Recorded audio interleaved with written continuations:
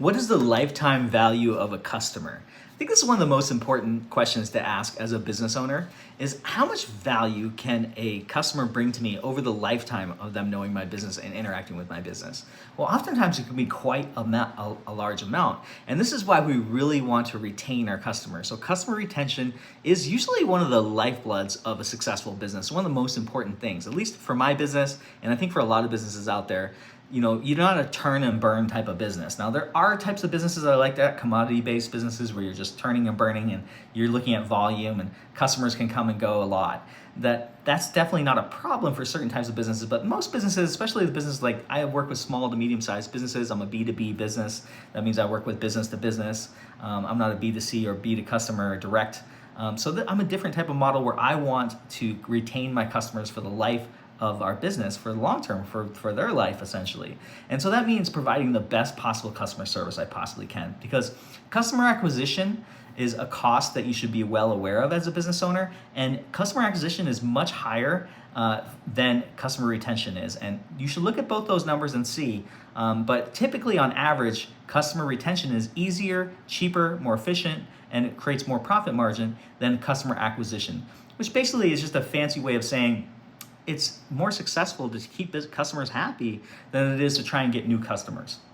And that's usually the case because marketing and things like that are costly and time consuming. And when you're marketing is always important, but when you're focused on marketing, you're not focusing on making a customer happy. So making customers happy creates its own form of marketing, word of mouth, referrals, things like that. I'm not saying not to do marketing. Obviously I'm creating videos. This is a form of marketing where I'm talking about business. Hopefully you want to engage with a web developer who knows business and talks about business, and that's why I create videos like this. But it's also fun for me to talk about because I'm in business. I really enjoy it. I like to say business is my sport. It's something that I train for, I feel professional about, and I'm very excited about, and I love to go to my version of the Super Bowl, which is going out to the very tip top of all the industries and competing in a way, so whether it's at trade shows or on the internet or social media or different things like that, we're all vying for attention of customers and for market share.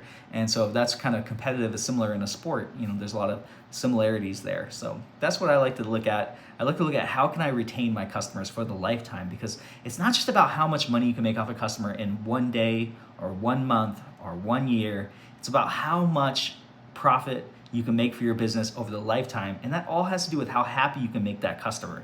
So try to think about that. What's the lifetime value of a customer? What is your customer acquisition cost? And is it lower or higher than what your customer retention cost is?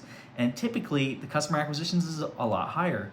Now, there's gonna be some businesses where customer acquisition is lower than customer retention, and that's kind of an unusual situation, but they do exist out there. And if that's the case, focus on customer acquisition. Continue to push those ads and continue to just pull in as many people as possible. And I'm not saying you don't make your customer happy, but you're going to be focusing on acquisition because you're selling a commodity, and you turn and burn. You're looking for volume. You want tens and tens and tens of thousands of customers to come through, daily or monthly or whatever it is to make those profit margins you're going to be able to make. And your profit margin is going to be a lot lower in those situations typically. So, there's a lot of variables when it comes to business, but usually most businesses are going to be in the same type of position I am, where it's much more valuable to retain a customer than it is to attain a new customer. So what do you think about all this? How do you approach this in your business? Let's have a discussion about it. I think it's super fascinating, interesting, and that's why I love business, because it tickles the brain all the time. There's always a new challenge, always something to achieve, but at the end of the day, we always want to make our customers happy. So this is Joe Fail with SkyPoint Studios.